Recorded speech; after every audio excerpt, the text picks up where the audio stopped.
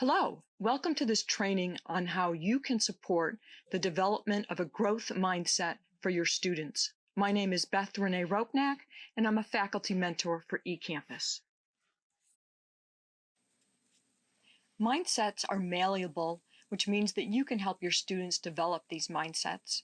They impact student success, and they help students navigate psychological uncertainty, which is definitely the case in a new college class and especially in an online class.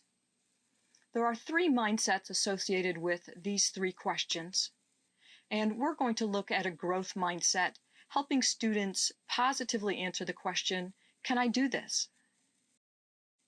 A growth mindset is the belief that skills and abilities can be developed when students put forth effort. It helps them find their way through difficult situations, and they need to learn that making mistakes and learning from them is part of this growth mindset, and they need to know that it's good to ask for help to find effective strategies to help them be successful. The results of developing a growth mindset is that students try harder and they bounce back from perceived failures more quickly because they realize that they need to work harder or differently in order to succeed. They're also less likely to violate academic integrity policies because their goal is to learn instead of just impress you with what they know. And you'll see increased student success when your students have a growth mindset. When faculty have a fixed mindset, they might say something like, spending time writing comments on student work is a waste of time. They never use it to improve. However, a faculty member with a growth mindset will realize that providing structured feedback takes time, but it's worth the effort because it gives students a sense of direction on what to do to improve. Similarly, students with fixed mindsets might say, oh, look at all these red marks. The teacher hates me. I guess I can't do anything right for this teacher. I'm done.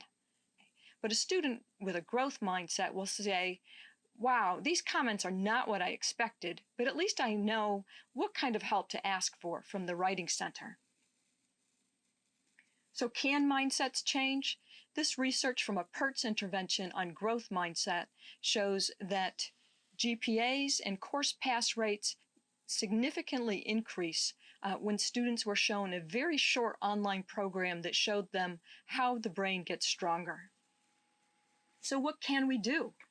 Well, there's a couple of things not to do. The first is don't just tell students to have a growth mindset.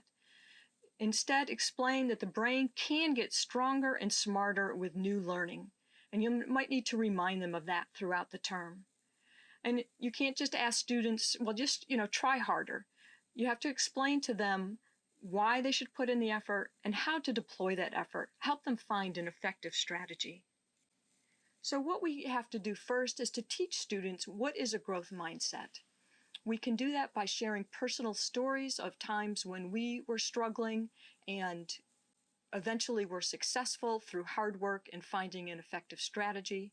And we can share growth mindset videos. Here's a list of them, and they're available in the handout below this video. We also need to be consistent in our messaging. So during the term, we need to remind students, if you follow these steps, you can learn. If you exert the effort, I can guide you to success. Practice is a powerful tool, and you don't have to get it right the first time.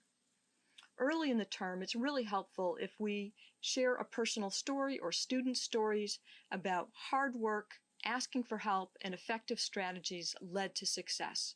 Remind students also about sound study habits and help them get on track early in the term. In the introductory discussions, we can ask students when they introduce themselves to maybe share a fear about taking an online class or taking a class in your particular topic, and then respond to someone else's fear with a possible solution. Or you can ask students to share a story about a time when they overcame a challenge with hard work and were able to succeed. Some students might not want to personally disclose this information, so you could have an alternate assignment in which they explain how a hero used effort, not some innate quality, to overcome a challenge. Then in the unit discussions, we can provide students with scaffolding questions and conversation starters to help them understand better what's expected of them. We can provide a lot of encouragement and nudge them to success through guiding questions and encouragement. For assignments, we can really support a growth mindset by allowing students to turn in drafts and then final copies based on feedback from us or the online writing center. We can also encourage this by setting up peer reviews, and maybe they're reviewing each other's work. We can make sure that all of our assignments are tilted, which means that we've really clarified the purpose, the steps, and the criteria they'll be graded on. We can provide examples of good and bad work, and then guide students through challenging areas with short videos, announcements, and so on. And then in the grade book, we can provide the feedback that will help students do better next time. So of course, always start out using their name, praise their efforts and their process, and note something specific that they did well. These initial first steps will really help them then take in the critical feedback that you give them that will support a revision process or how they can do better next time.